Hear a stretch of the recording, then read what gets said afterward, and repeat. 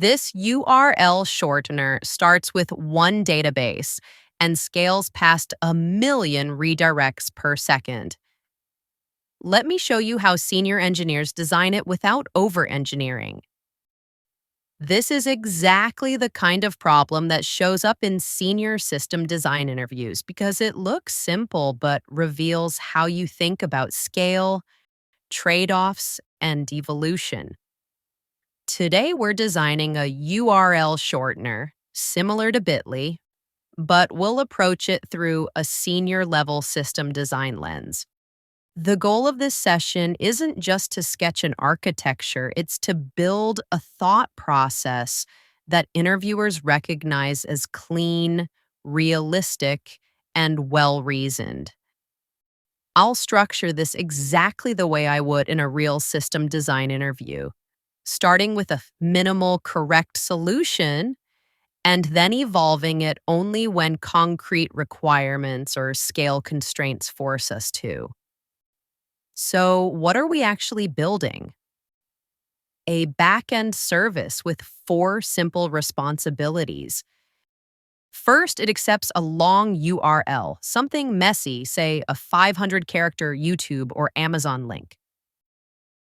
Second, it returns a unique short URL that's easy to share. Third, when someone clicks that short link, our system instantly redirects them to the original page. And finally, it cleans up old URLs. Anything that's been inactive for 2 years automatically gets deleted. Sounds small, right? But this tiny problem space is a fantastic playground for discussing scaling, reliability, and trade-offs. Because even something this simple can reach billions of requests per day when it's successful. Now, before we dive into implementation details, let's frame our design philosophy.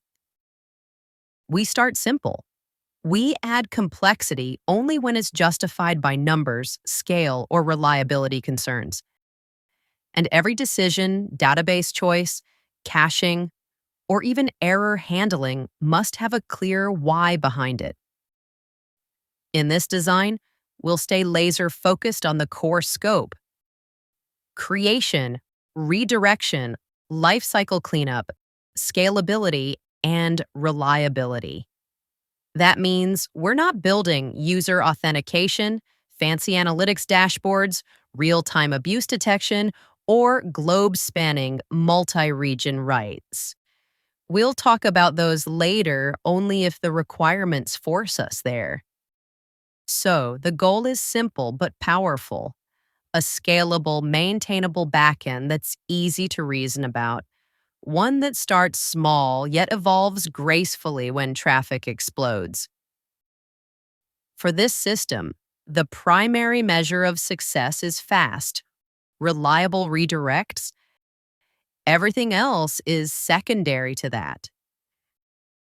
This clarity-first approach is exactly what senior-level system design interviews reward: thoughtful trade-offs, controlled complexity, and confidence that what you're proposing could actually be built and deployed tomorrow. Before we jump into architecture, we need to ground everything in clear requirements. Let's start with the users. There are only 2 types. First, the creators, people, or services that send us a long, messy URL and ask for a short one back. They use our shorten endpoint.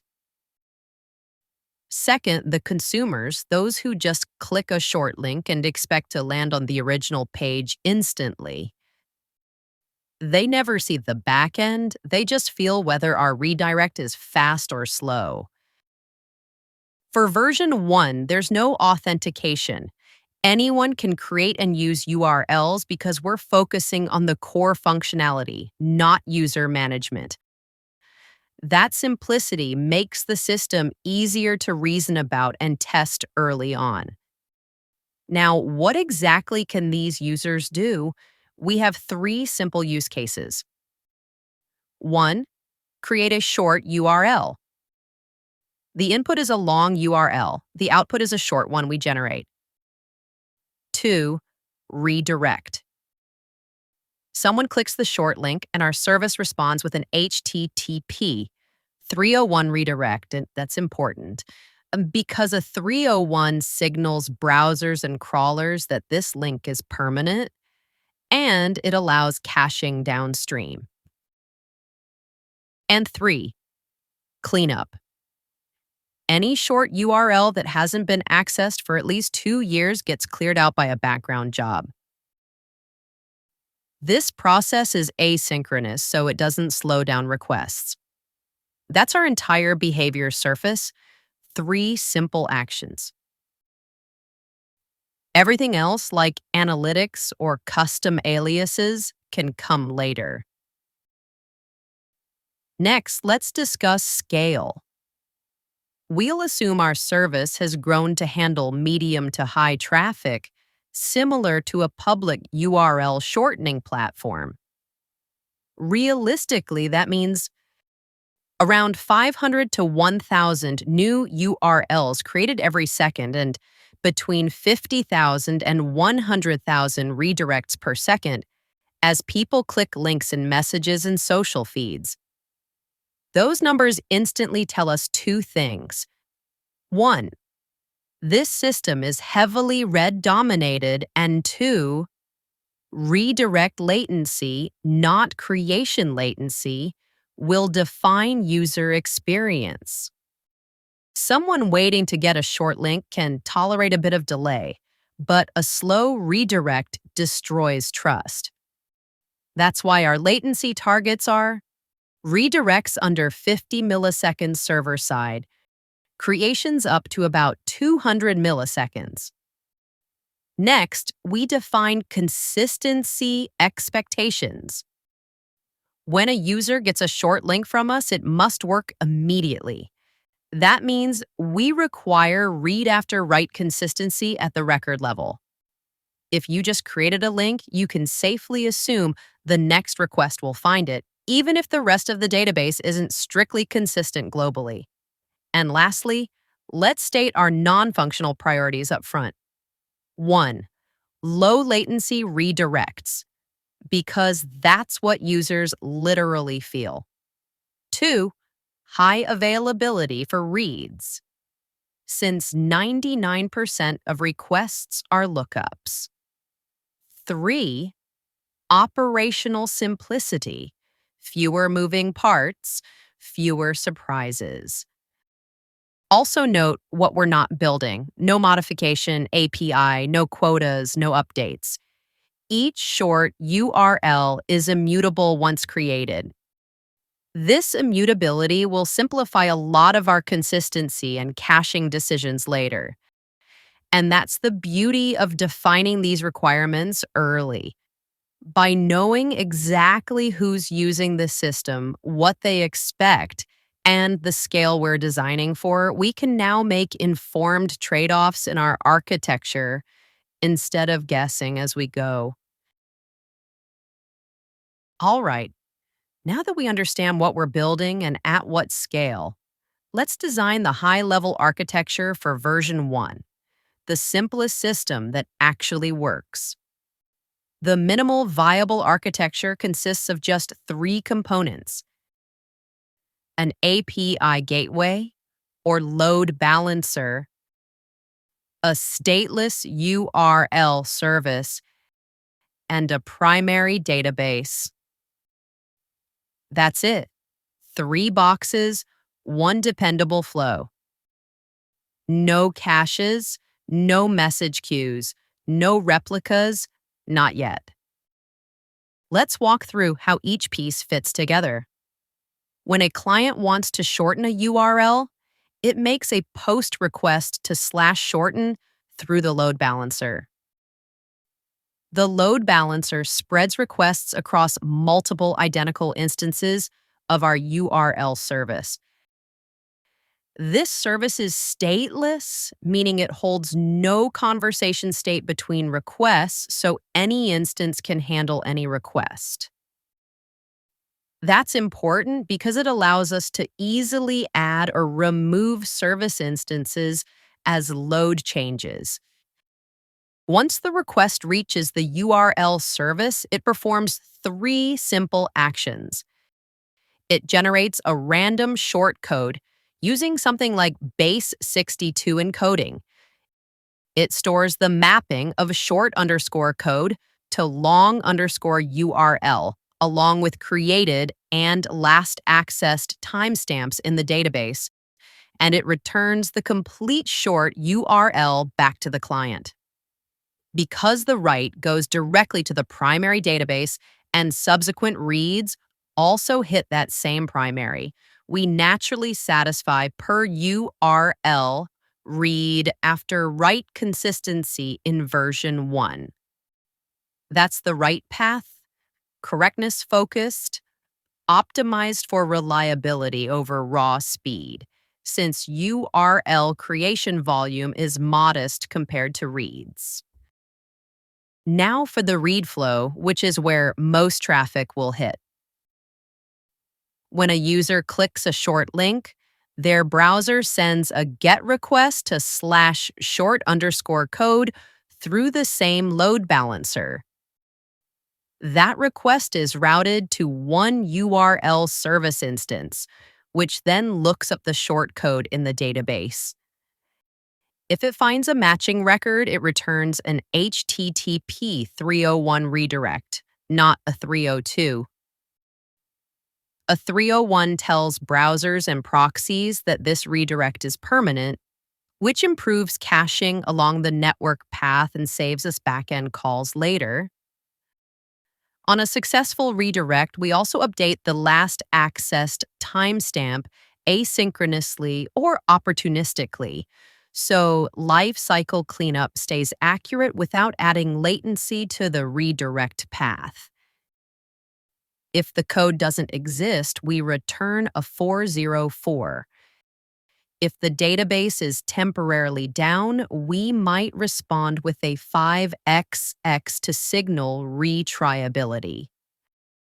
These two flows, one for writes, one for reads, cover every core behavior in version 1. They're simple, reproducible, and testable in isolation. The load balancer does a few important things behind the scenes. It evenly distributes requests across service instances, detects unhealthy targets, and provides automatic failover if one node crashes.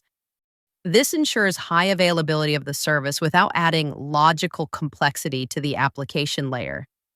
Because our URL service is stateless, horizontal scaling becomes trivial.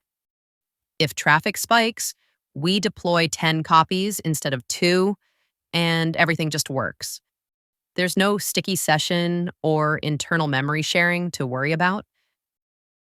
And the database? It's the single source of truth for now. At this early stage, one well-tuned primary instance can easily handle our expected traffic. We'll scale it vertically before worrying about sharding or replicas. Caching, replication, or multi-region writes are deliberately deferred until metrics and failures justify them. This keeps the foundation predictable and operationally simple before introducing more moving parts.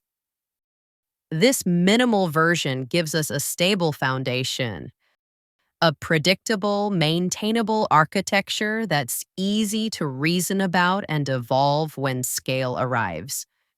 We start small, but we design with growth in mind.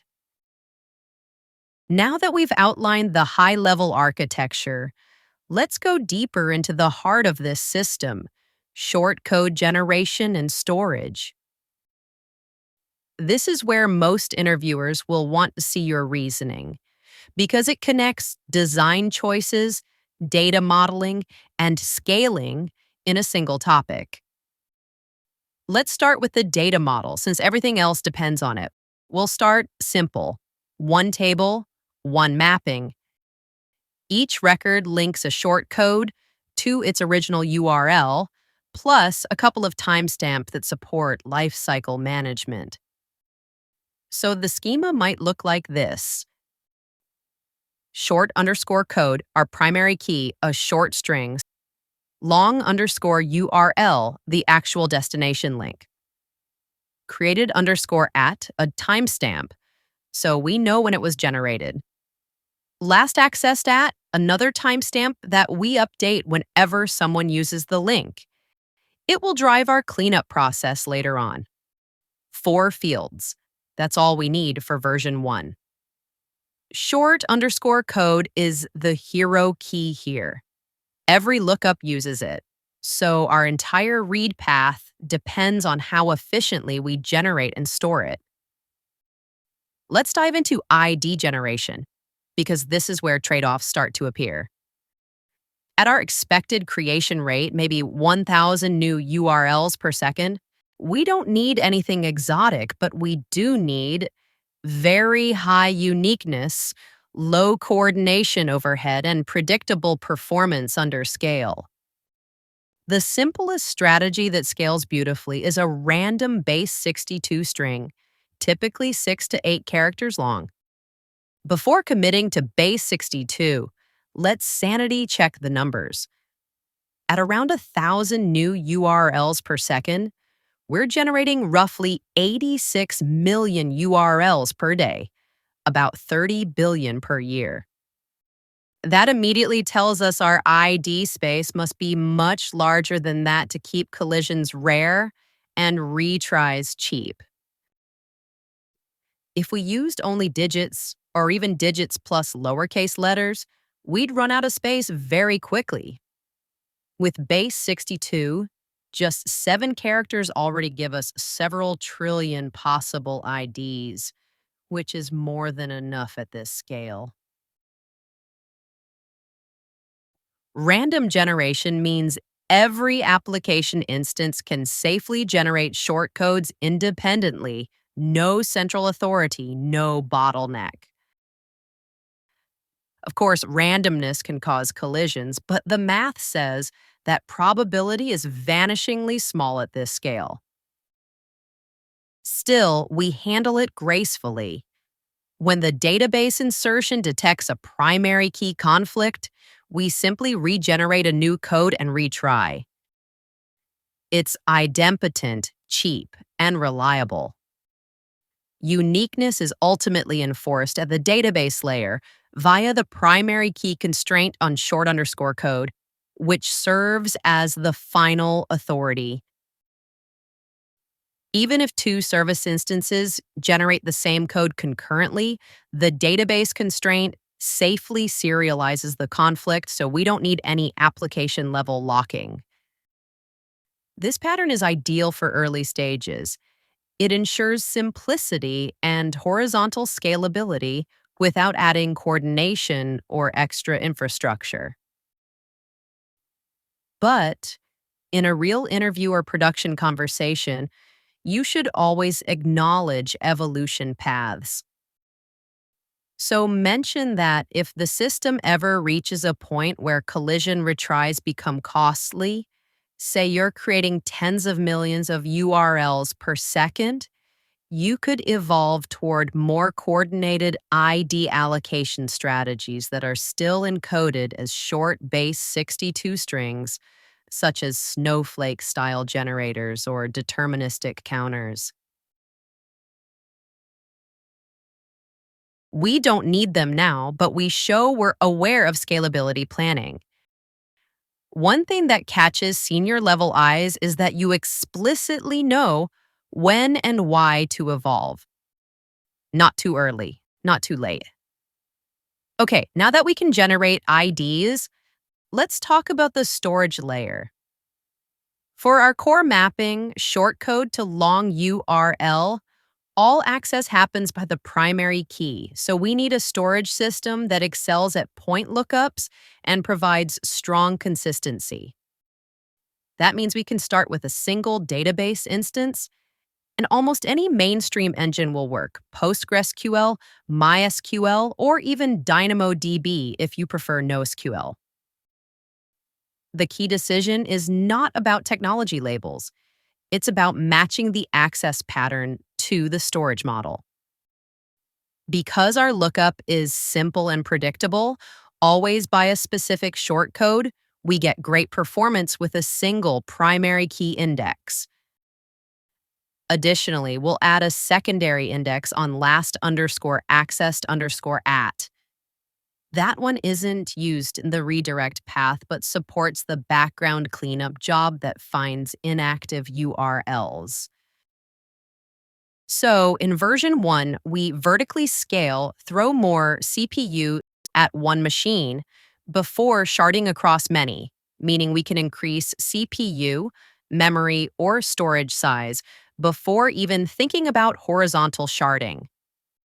At our assumed scale of roughly 1,000 writes per second and 100,000 reads, one decently sized instance can handle this comfortably.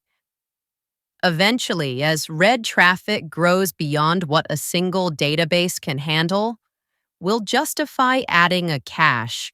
We'll talk about that when we reach the system's evolution phase. But for now, the guiding principle is don't add moving parts before you need to. Finally, let's reason about the read pattern, because that determines where our first bottleneck will appear.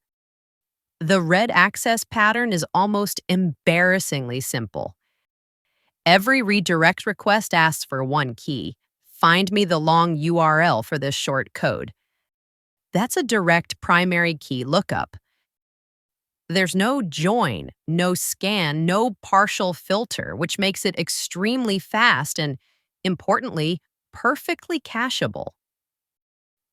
Updates to last underscore accessed underscore at can be done asynchronously or opportunistically, so they don't add latency to this critical redirect path. That's why Bitly-like systems are beautiful interview problems. They show how simple structures can scale to internet levels when caching is justified logically.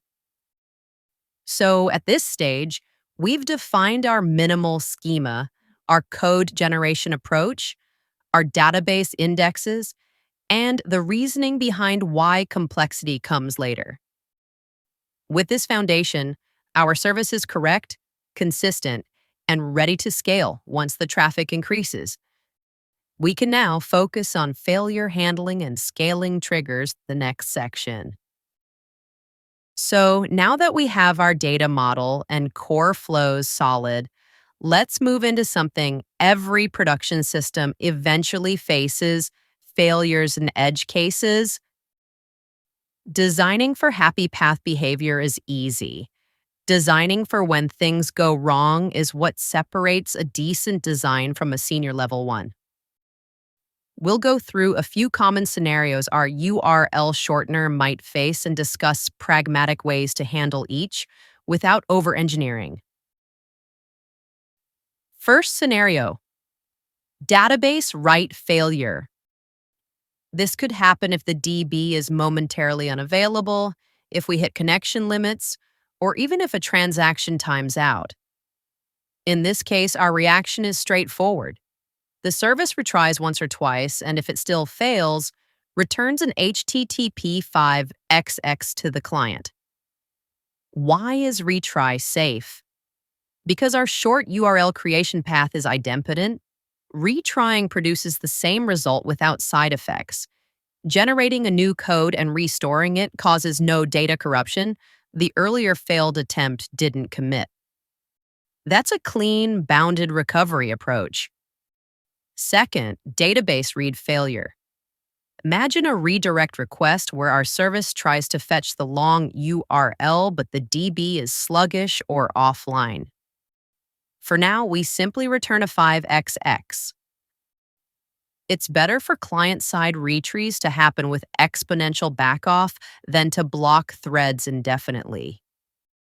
When we later introduce caching, this failure path improves automatically because the vast majority of redirects will be served directly from cache, even if the database is briefly unhealthy. Next, hot URLs. Short links that suddenly get disproportionate traffic from going viral, like a celebrity tweet. This is a fun one. Suppose a celebrity tweets a link shortened by our system, and suddenly millions of users are clicking it. Those millions of requests are all hitting the exact same short code, hammering our database record. Without protection, that one row becomes a bottleneck. This is precisely the first real-world signal that tells us it's time to introduce caching. In V1, we'll accept it as a known limit, but we'll clearly note it as the trigger condition for scaling. That proactive awareness plays well in interviews. It shows you understand how capacity problems actually reveal themselves. Another case, short code collisions. This is an edge case we already accounted for. Let's revisit it briefly. We generate random base 62 codes, so there's a tiny chance two instances generate the same value. Our fix is simple. If the database insert fails on a primary key conflict, just regenerate and retry. The probability of two retries is practically zero, so this is a negligible operational concern. Cleanup conflicts can happen when the background cleanup job deletes old URLs. Maybe two workers attempt to delete the same entry, or one already deleted an inactive row.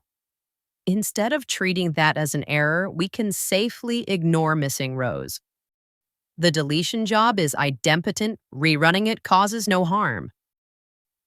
Now let's talk about retry storms, when many services simultaneously retry a failed dependency, worsening the outage. Picture a database outage. Dozens of service instances each detect the error and start retrying aggressively at the same time. You suddenly double or triple load on the very system that's already struggling, a classic retry storm. To handle this gracefully, we set firm limits. The load balancer caps concurrent connections per node. Each service instance also enforces short timeouts and a fail-fast approach. If dependencies fail, it returns an error quickly instead of piling up queues of waiting requests. This limits the blast radius during a partial outage and lets the system recover predictably. Finally, lifecycle deletion. Remember that URLs expire after 2 years of inactivity. Instead of handling deletions in line, which could slow down redirects, we run a background batch worker, maybe once per day or per week. It scans the database for entries whose last accessed at timestamp is older than 2 years and deletes them in manageable batches. These deletions are asynchronous and have no impact on the redirect latency path. Any deleted short code should return a clean 404 or 410 to indicate the resource is gone. This keeps the active table lean and helps control storage costs without introducing risk or contention in the main service. The overall theme here is balance. We accept a few simple failure modes in early versions for the sake of clarity and simplicity. Every fallback or retry mechanism we add later should only exist if it reduces user pain or prevents system collapse. In summary, a senior level design isn't about adding 5 monitoring layers or 3 fallback services right away. It's about identifying which failures matter now, which ones can be handled later, and documenting the boundary clearly. That kind of foresight and self-control makes the design believable, not theoretical. Let's talk about how this system evolves, because scalability isn't something you build all at once. It's something you grow into when traffic and signals justify it. We'll start by recapping version 1, our minimal viable design. At this stage, we had a single stateless URL service connecting to a single primary database. That setup works beautifully while our traffic is moderate, let's say up to tens of thousands of redirects per second. But eventually, success brings volume. One day, we'll notice redirect latency creeping up, database metrics showing 100% read utilization, and the load balancer starting to queue connections. Those are our signals. Time to evolve the architecture. The next logical step, version 2, is to introduce caching. Specifically, we'll add an in-memory cache like Redis or memcached between the URL service and the database. Why now? Because our workload is read-heavy and immutable. That combination is gold for caching. Nothing goes stale because URLs never change after creation. Let's walk through how this works using the cache aside pattern. Application checks cache first, populates on miss. A user clicks a short link, and the URL service first checks the cache for that short underscore code. If the data's there, a cache hit, we immediately return the long URL and issue a 301 redirect. No database involved. Latency stays ultra low. If the key isn't in cache, a miss, the service queries the database, gets the result, then writes it into the cache for next time. That's why we call it cache aside. The application decides when to populate and update entries rather than the cache acting autonomously. With immutable data, this pattern gives us extremely high hit rates. Once an item is cached, it stays valid until we explicitly delete it. For that reason, we can give these cached URLs a very long TTL, even infinite if we want, and clear them manually when lifecycle cleanup deletes the original record from the database. Another plus, cache failures are graceful. If Redis restarts or a node is temporarily down, the system simply falls back to the database. Performance might degrade, but correctness never does.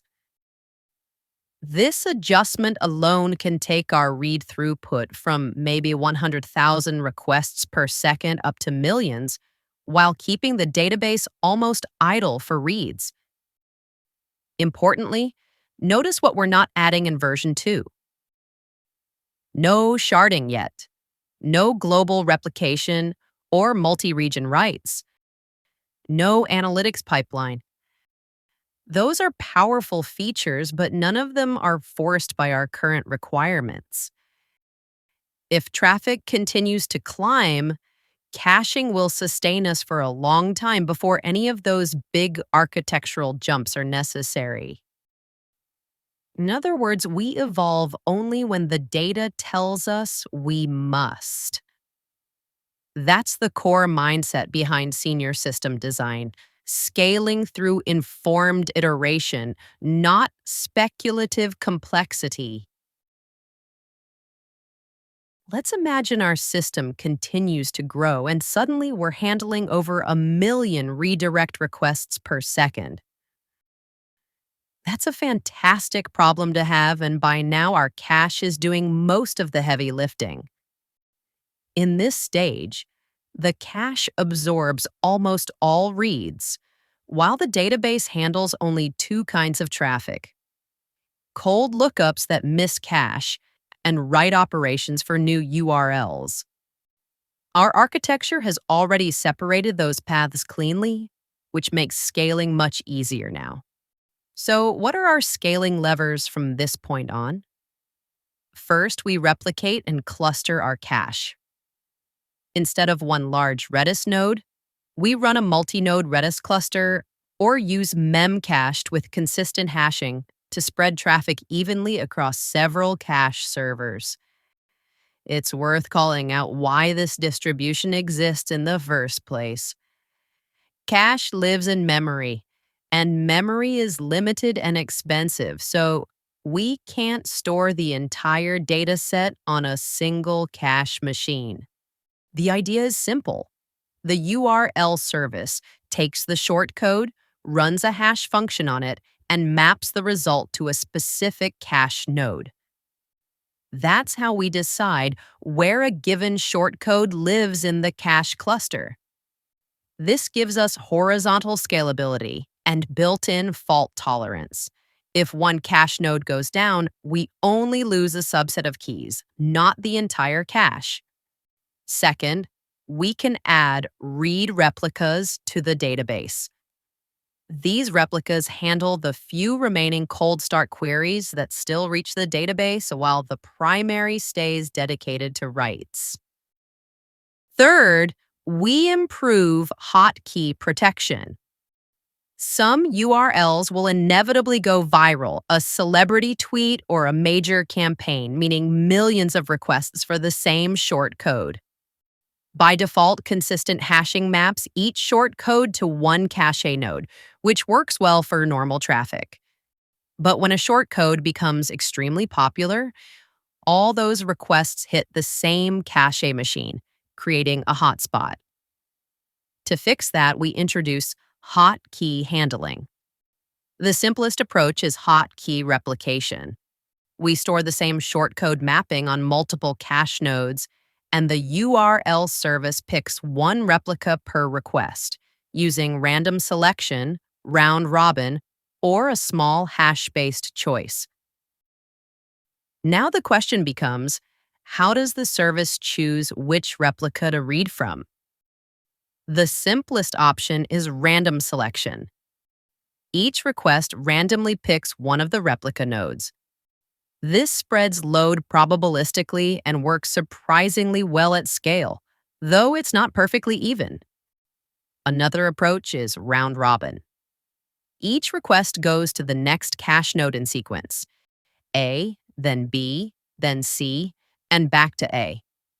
This gives us deterministic and fair load distribution without any complex logic. The most robust approach is a small hash-based choice. We hash something like short_code plus request_ID, then take modulo the number of replicas. This spreads traffic evenly, avoids coordination, and keeps routing decisions local to the service. All three approaches achieve the same goal. They balance traffic across cache nodes, prevent any single machine from being overwhelmed, and keep latency low, even during viral traffic spikes. In mature systems, we detect hotkeys automatically and apply these techniques proactively. Another option is key sharding, where we split a hot short code into multiple physical cache keys, like a BC123#1, ABC123#2, ABC123#3, letting consistent hashing naturally distribute traffic across nodes. In more mature systems, we do this proactively, monitoring per-key traffic and replicating hot entries before any cache node becomes overloaded. This balances network traffic and prevents any single cache machine from becoming a bottleneck.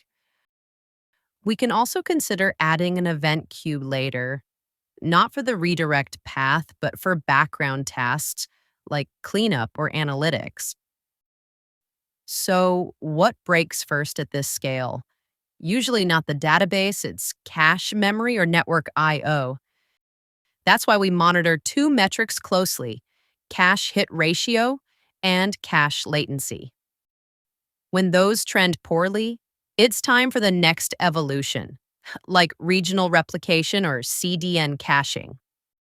Until then, this architecture stays highly performant and resilient, scaling step by step with clear signals driving every upgrade.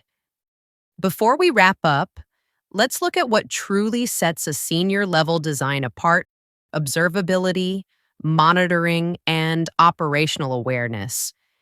It's not just about building the system. It's about being able to see how it behaves in the real world. These are the details that interviewers and real production teams immediately notice. Let's start with key metrics. The first and most visible one is redirect latency at P95/P99. 95% or 99% of requests complete under that time, not just averages. That number tells us how fast users actually feel the system to be, especially under heavy load. Next, cache hit ratio, arguably the most critical metric once caching is in place. A high hit ratio means our cache is saving real money and protecting the database. A sudden drop tells us something's off, maybe an expiration or key format change. Then, database query time and QPS, total queries per second.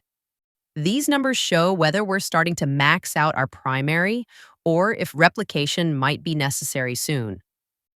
For hot URLs, traffic distribution per key helps spot those viral cases before they melt one shard. If one short code suddenly owns 40% of traffic, we can mitigate proactively. And of course, error rates by endpoint, tracking how many 5xx or 4xx responses we return on/shorten and on redirects. Those reveal not only infrastructure issues, but potential abuse or malformed requests. Once we're measuring, we can set up monitoring and alerts.